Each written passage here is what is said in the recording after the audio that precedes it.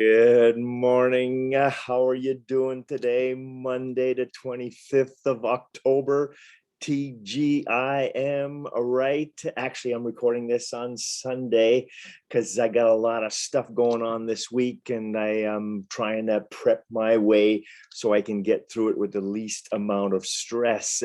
That being said, wake up this morning and we had some major storms last night and I've got a leaky roof because I've got a roofer who's been working on the roof for about 6 or 7 or maybe even 8 weeks now.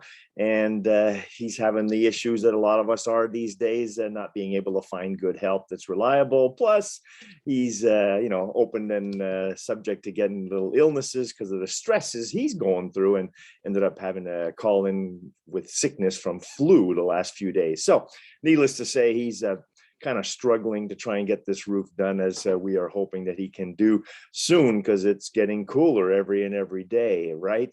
Plus, I get up with this little pink eye. Went to see the grandbaby play soccer yesterday morning, and there was some guys doing stuff in the fields with tractors and whatnot, and I guess I got something in the eye, and there you go. I got a pink eye this morning. So besides that, life is just fantastic, right?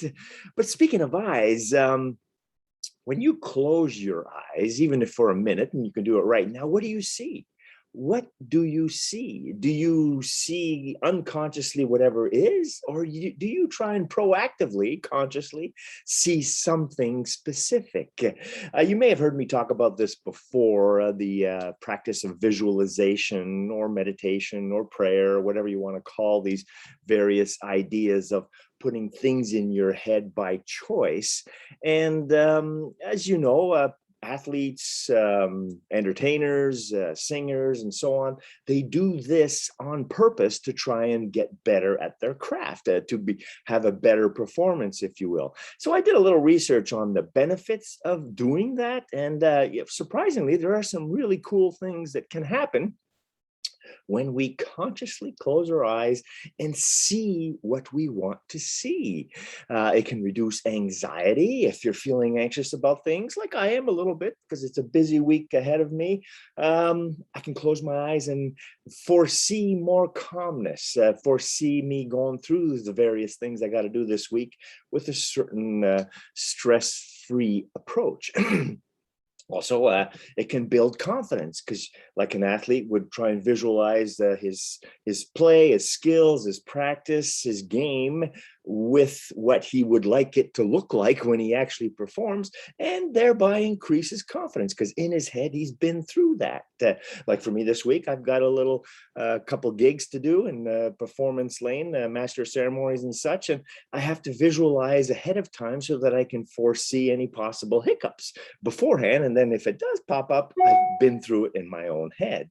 It can increase our skill set, like I said earlier, trying to practice a good move, preferably the way you want it to happen through your mind's eye. It can help increase that.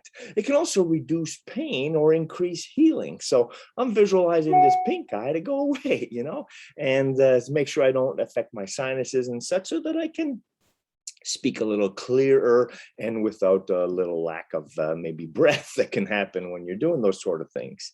And of course, finally, not all necessarily the end of all benefits that can happen, but it can also motivate and inspire because you've kind of been through it. It's not new, it's not fresh. So even like in my scenario, I'm going to go visit the place where I'm going to be doing this gig and having a look at the layout and maybe even try the equipment to make sure it's going to work on the day of. So all these things are benefits of pre-thinking, pre-planning, visualizing, meditating, praying, whatever you want to call it. So things to think about. Now, while you're thinking about it, maybe you can share with others here who are, checking in on this weekly TGIM video on things that you do to benefit you through a sort of visualization or meditation process.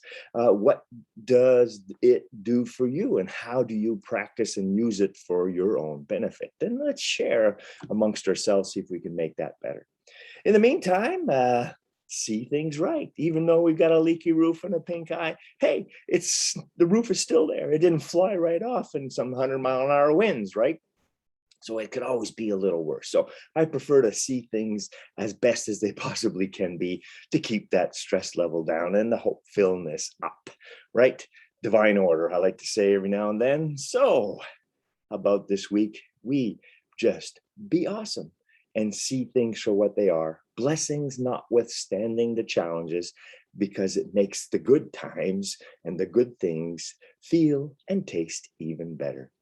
Be awesome. Have a great week. Cheers. We'll see some notes down below. Ciao.